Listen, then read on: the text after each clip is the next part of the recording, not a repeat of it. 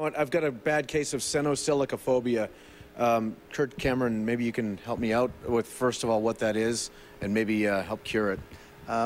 If memory serves, I think it's the fear of an empty glass, isn't it, Jeff? You are right. You are correct, sir. Yes, and fortunately, the end of Prohibition made it so that the senosilicophobes didn't have to worry quite as much anymore. And, you know, it's interesting times, too, because if we think about the talk of decriminalizing marijuana in Connecticut, maybe some kind of parallel, maybe not, with the end of Prohibition.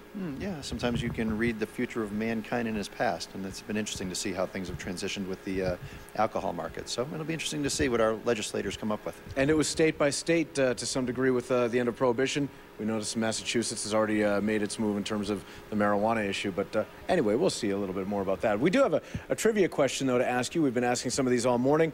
Not only senosilicophobia, now we all know how to roll that one off the tongue, even after a couple of cold ones. But the question is, of the 2,000 or so independent brewers in the United States, what percentage are, this is back in the last turn of the century, so 100 years or more ago, of those 2,000 or so, what percent are still in business today? I'm going to ask you to think about that one as we move forward. And by the way, you know, I'm glad that Connecticut is not a dry state. But Joe Fury, I'd like for you to make it a dry state. Okay, I'm going to do it much better today than yesterday. Anything's better than... You've had questions for us, but I have a question for you. Do you know what sport got its start from Prohibition? What, say that again? What sport? What sport, what happened? What sport got its start from Prohibition? What sport got its start from Prohibition? I might have to go to my panel here, which is Curt Cameron. Two-man panel, I mean, do you smell smoke? I'm thinking. Beer pong? I have no idea. Beer pong, yeah.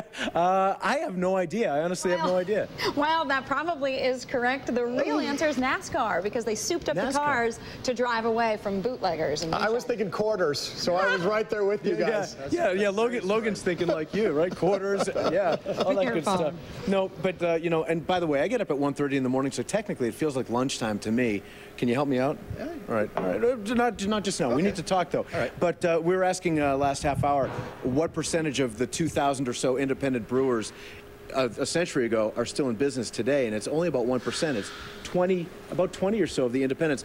Now, you guys are technically independent, right? Absolutely. So why is that? Why do you suppose that's happened? Well, there's a lot of changes in business, I think. I think you've even seen during the early 90s, a lot of the people that were around then aren't around now. So it's not an easy business to be in, but again, the craft beer movement is such that it's going crazy right now. I was just going to say, too, because 20 years or so ago, you know, when roughly about back when I became legal to drink, it seemed like pretty much every beer was like every other beer pretty much. And now you've got all these different flavors and all that. So it seems to be good for the consumer. Right, yeah. And I think there's a real focus on quality right now, as well as kind of locally produced. So it's a great movement for us. And it's not just about heavy drinking. It's about like sampling different flavors and enjoying really the crafted beer. Yeah, I think a lot of people are now looking at the craft beers almost as a wine, you know, the way that people have looked at wine over time. So we're doing a lot of beer dinners now as well.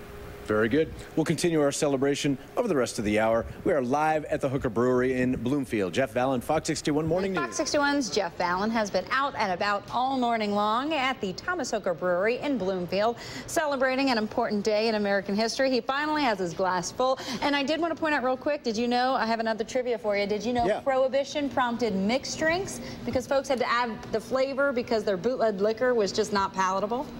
I did not know that either. But you know what? There's the good thing coming out of a bad thing, or a good thing coming out of something. Something good came out of that thing over there, and that's this.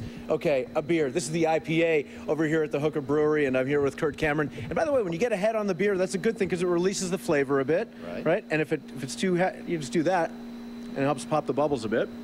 Yes. If your beer glass sticks to the counter or to your napkin, you put a little salt on the napkin first, and then it won't stick. All good facts, Jeff. Here's another one. The Pilgrims apparently landed at Plymouth Rock because, why? Well, I've learned this morning that they ran out of beer. They ran out of beer, so they were aiming farther south, and apparently they ran out of beer, so they just said, we need some brewskis, let's see if the guys here have beer. And that's why they stopped there. So anyway, and one more, I was thinking, oh, the first consumer protection law ever in the world was about beer. It was the Bavarian Purity Law, which meant that beer could only be made of water, hops, and yeast, and I think that's it. Okay, well, fortunately, you can add a few more flavors. Yeah, but we've stuck pretty close to those rules through time. So, what are some of the other flavors here at Hooker? Well, we've got, we actually make 11 different beers, ranging from our lighter style, which is our Hooker Lager and our Blonde Ale, right up to our heavy beers like the Doppelbock and the Imperial Porters. And actually, the one beer that we're really concentrating on for the summer is the Watermelon, as you've mentioned. Huge favorite of mine. When's that going to be available in stores? We're right about the beginning of May. All right, barely a month from now. I'm just going to let you finish this off and say we're live and all that stuff while I drink. This is Jeff, live from the Hooker Brewery in Bloomfield. For Fox 61 Morning News? For Fox 61 Morning News. See, that's easy. You can do my job. I'll do yours. Okay. Nice. Yeah, of course, beer drinkers looked at that 21st Amendment and said, blackjack, it's time to start playing. And we were asking last hour, what was the first beer maker to market beer in cans? And Curt Cameron here at the Hooker Brewery, do you know the answer to that? I'm afraid I don't know the answer to that. I didn't either, actually. It was G. Kruger of New Jersey. Go figure. Newark, New Jersey. I'd never heard of them. But anyway, they were Trendsetters. Trendsetters indeed, yeah, because now, like, almost all beer is sold in bottles and cans. Before that, back then, it was kegs. Right. All right. It's Right. kind of tough to fit in the, in the back seat.